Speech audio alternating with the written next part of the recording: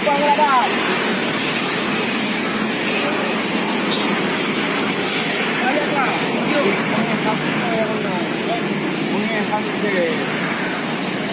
Gampang tak?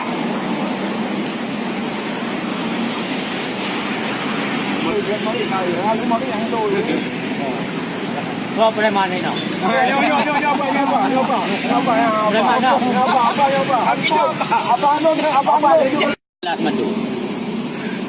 Doi pengut kontrak loan sebagai jurukamera lagi nyo. Kita kembangkan. Jadi jangan dipikir saya bodoh. Saya udah ke Polda melaporkan kasus ini. Udah itu saya melapor ke pengadilan. Tapi tidak bisa diungkap. Bukan tidak bisa diungkap. Tidak bisa ditangani karena mungkin mereka takut karena itu pejabat. Baik ini macam si Tiong ini ataupun Samsul Bahri Amirin. Dia itu anggota DPR. Jadi mungkin orang tu nggak berani. Bukan hubungi lagi, udah datang saya kayak babi saya dibuat. Saya lakukan ini semua dikarenakan saya kecewa dengan tim Irwandi Nova yang telah mengontrak saya sebagai jurkam penghibur. Tetapi hasil jeringan saya, hasil jeripayah saya dan juga anak buah saya tidak dibayar oleh tim Irwandi Nova yang pada kesempatan itu ditandatangani, dikontrak saya oleh Tiong atas persetujuan Irwandi Yusuf dan juga persetujuan dari Nova Iliansyah. Begitu saja mereka terpilih, begitu berhasil, saya tidak dianggap. Malah honor saya pun tidak ada dibayar lagi. Cuma dikasih uang operasional saja.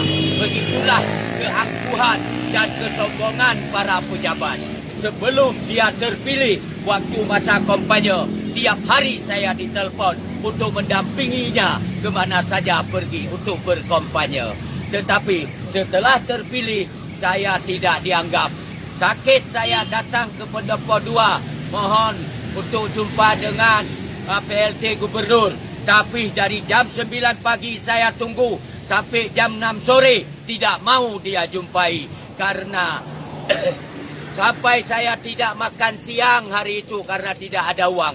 Karena saya hari itu sakit. Dari rumah sakit dibawa oleh anak saya ke Pendopo 2 untuk menghadap beliau. Tapi tidak open. Kalau sebelumnya saya dibuat waktu kampanye seperti raja. Saya tidak menyalahkan siapa-siapa. Yang saya salahkan adalah tim Irwandi Nova. Surat kontrak saya diteken oleh saudara Samsul Bahri bin Amirin alias Tiong. Sampai saat ini seperti yang saya tulis ini. Dan saya sudah lapor ke Polda. Juga bukan melapor, saya sudah kasih tahu ke Polda. Juga saya sudah kasih tahu ke Poltabes. Oleh mereka mengajurkan saya ke pengadilan. Saya datang ke pengadilan. Orang pengadilan tidak berani mengambil sikap. Tidak berani memanggil orang yang bersangkutan ini karena mereka adalah pejabat. Mereka takut digeser dari jabatannya. Bayangkan hukum di negara kita seperti itu. Hukum tidak berlaku kepada pejabat. Hukum berlaku kepada masyarakat. Begitulah bajingannya penegak hukum di negara kita.